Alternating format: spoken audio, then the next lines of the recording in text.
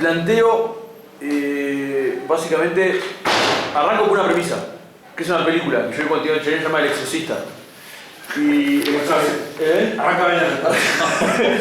Y El Exorcista en ciertos momentos introduce el concepto como de la idea de cáncer, la idea de desarrollo de la adolescencia, del pasaje a la adultez, y introduce también el tema de la culpabilidad y, ¿por qué no?, el suicidio. Entonces, en ese sentido, y vi esa experiencia cinematográfica que fue a través de una tele en la noche, yo siendo muy joven, me di cuenta que de la misma manera que hay gente que experimentaba con los cuadros en cierta época y viajaba, a mí me pasó con la televisión y el video en concreto. Entonces me di cuenta que realmente esa caja boba, entre comillas, causaba cosas. Entonces, yo me desperté noche viendo a la actriz paseando por ahí, tipo, y hablando en brasilero, porque la película era en brasilero además. Yo era medio chico, entonces más perturbador. Qué linda manera, sí, con la cabeza dándole vuelta. No, era más imagen. Porque era más imagen concreta, no era tanto lo bizarro de la película, sino que la película escamoteaba. Sí. ¿No? Porque tiene mucho de lo siniestro la película esa. Y entonces, a través de eso es que me entré a meter en el mundo de la imagen y la audiovisual, y esta idea de posible, para el trabajo de la tesis y en relación al trabajo de lo que es el curso, se relacionaría un poco con lo que es Baudrillard y Virilio, ¿no? Agarraría un poco por ahí.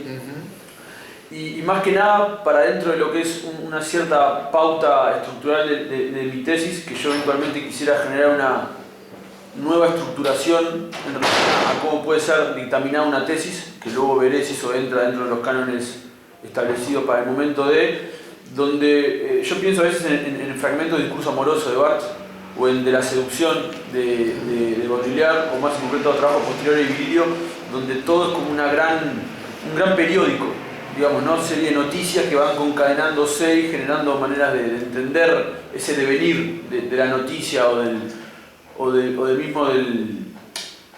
como una cosmología en este caso de lo audiovisual. Y lo relaciono mucho por la manera que quisiera contarlo, que involucraría un aspecto. En un momento a este director Godard lo invitan en Canadá en la década del 80 a hacer una serie de talleres y para escribir un tratado, un trabajo, y él entra a encontrar que decide hacer como una poética del cine, y su ponencia está escrito en formato de verso y estribillo.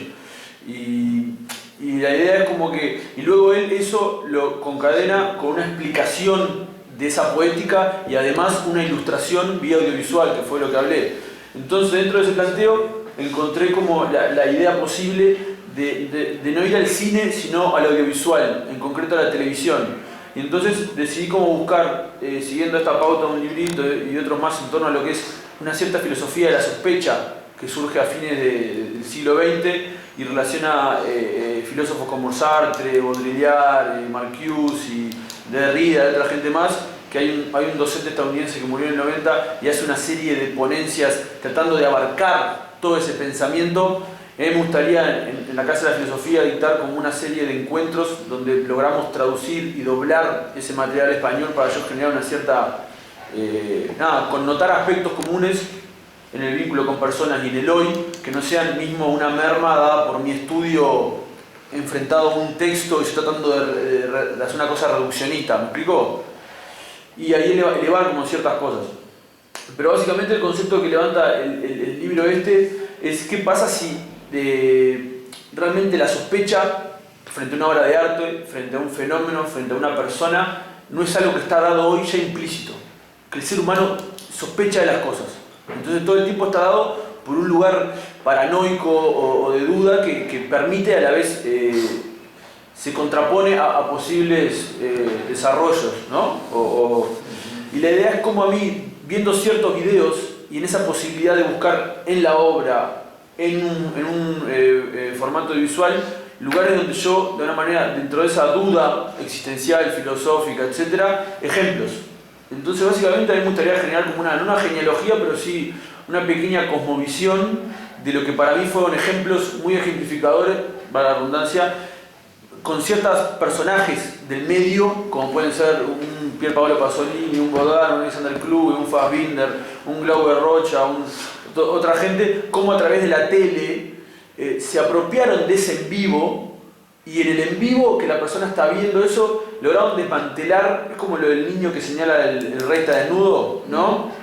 Como uno frente a esa imagen, como hoy, entre comillas, ahí va, hay un ejemplo que pone acá en esto que es, como ya de ver tanta basura, Tinelli, programas de Chimento, etc., ya ni siquiera notamos ahí la sospecha, porque eso nos es común ya.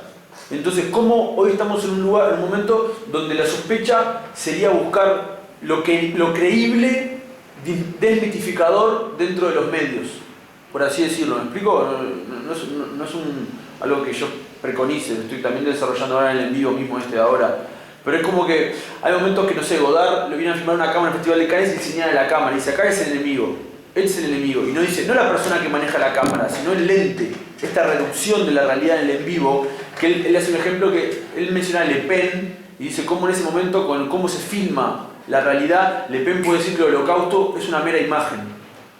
¿Me explico? Y cómo desde ahí decir que tipo, la muerte, la miseria, es una cosa más. ¿Entendés? Y él establece en la historia del cine cómo después del holocausto ya no se puede hacer poesía. Él lo tira como una máxima, pero para atacar.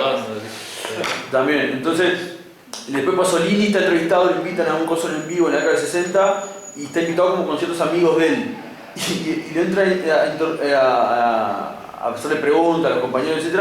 Y él en un momento dice, porque la tele es un medio de masa. Y todos entran a preguntar por este en vivo, como alguien puede decir eso. Y él dice, pero no un medio de masa, un medio de masa en sí mismo. Y dice, como siempre es un artefacto que habla de un superior a alguien inferior. Siempre está dictaminando. Aunque vos puedas elegir lo que vos vas a pensar con lo que estás viendo, siempre hay un recorte. Y bueno, después hay una que es Alexander Kluge, que en un programa que lo invitan también, él hace que se pare la cadena de televisión y terminan hablando hasta los iluminadores con los sonidistas sobre, ¿no?, la cosa hasta interna del canal, ¿no? Y cómo esos momentos pueden hacer que realmente el en vivo, el presente, ese devenir, que son establecidos las pautas de lo que es la realidad a través de los medios de comunicación, sea contradecido desde adentro. Cómo vos estás viendo eso y de repente lo más siniestro es que te están diciendo la verdad, no ver basura. ¿Me explico? ¿Por qué siniestro? Entonces es como... ¿Por qué es siniestro? Te pregunta José. ¿Por qué siniestro? Y porque hay algo de esta vivencia de la normalidad, de la realidad, que siempre lo que nos trastoca generalmente es lo que no queremos explicar, y no tanto lo que entendemos. ¿Me explico? En el sentido de qué toma de partido yo tomo al reconocer ese signo de la sospecha. ¿Por qué cuando yo miro eso, cambio de canal, o digo, no sé qué fue que vi? Esas apariciones, ¿me explico? Dentro del zapping o del signo de la realidad, que realmente connotan, como cuando ves un micrófono en una película, arriba, la puntita. Eso ya habla de un cuestionamiento ¿no?, del canal de ficción. Y entonces la idea mía básicamente es cómo yo a través de eso poder establecer, por acá por ejemplo dicen hoy que todos somos como entre comillas artistas, cosa que es bastante a contradecir, pero es como que hoy todo el mundo tiene la posibilidad de hacer una mini película, decir algo, ¿no? Entonces hoy la pregunta de esta persona es ¿quién es el espectador? ¿A quién le hablamos? Y él pone un ejemplo muy bueno que es Guy Debord, el analista más lúcido de la cultura del espectáculo, se suicidó. Entonces dice el último espectador atento se suicidó. ¿Quién es, perdón, el que hace referencia? Es este libro, este señor Boris Roy, que hace una fenomenología de los medios y habla del lo submediático, que es lo que subyace al medio. Y él cuestiona entre comillas al pluralismo, porque dice que hoy ya los signos, al escapar del control del poder con los continuos cambios de significados, ya se han convertido en parte de la estrategia del mercado y la gestión. Claro. Entonces básicamente él dice que hay como que avanzar más allá. Yo lo que quiero introducir son ejemplos para mí que identifican al medio y hacen subvertir esta noción de realidad y además de nombrarlos, generar algo que vaya decantando a través de lo que los ejemplos me van dando a mí de información para generar una poética, digamos, de esos ejemplos y sigue, no solamente en la mera descripción, etcétera, ¿no? Y nada, todo surge también con un día yo estando en Argentina viviendo en un lugar bastante precario con una tele encendida en la noche, que me volvió un poco lo del exorcista, pero a otro nivel. Mira, viendo uno de la hinchada de estudiantes que lo habían acuchillado, el tipo está en el hospital y lo van a entrevistar, sabiendo que entre comillas lo pueden llegar a matar en pocos días porque nada, las picas, y entra a contar su historia y entra a decir que él choca mucho con este sistema, que los valores ya cambiaron, que los jóvenes ya no son lo que eran antes y los adultos tampoco, y cómo hoy te pueden soplar a tu mujer en 2 segundos, cómo tus amigos son tus enemigos y que la traición está a la vuelta de la esquina. Y yo recuerdo que un día le hablé a Ricardo de una exposición y yo quería arrancar con ese ejemplo, que es en un video que mostraron acá en la televisión, en el programa este, que se llama Testigo, ¿cómo es? Sí, Como el testigo, donde matan a un chico de una villa y le dicen, lo que no entiendo es por qué lo mató por la espalda. Y ahí yo a Ricardo le hice una exposición y Ricardo dice, hacete una bajada Ricardo y me dice, porque en términos del amor y la guerra todo se vale.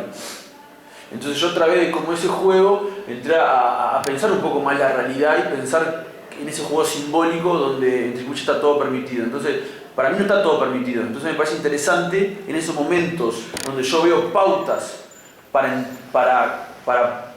no para censurar, porque es un tema complejo, pero sí, es para hacer un tipo de censura de la televisión a través de ejemplos escondidos dentro de la televisión. No sé si me explico. Censurar la mirada, pero no censurarla, direccionarla.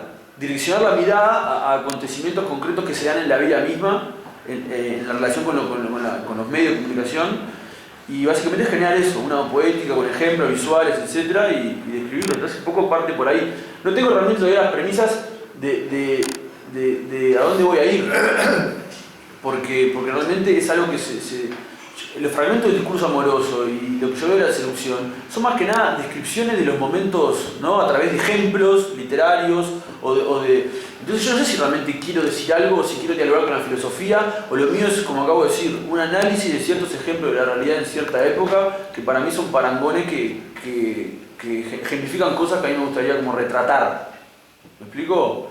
Pero sí aparece como interesante a la hora del diálogo con la filosofía esos posibles talleres que yo hago con estas personas sobre esta gente que son estas charlas sobre, también se llaman Bajo Sospecha, que es justo el mismo nombre del libro de este señor, que habla de una filosofía de la sospecha, que está establecido en ciertas pautas, no sé, yo no estaba al tanto.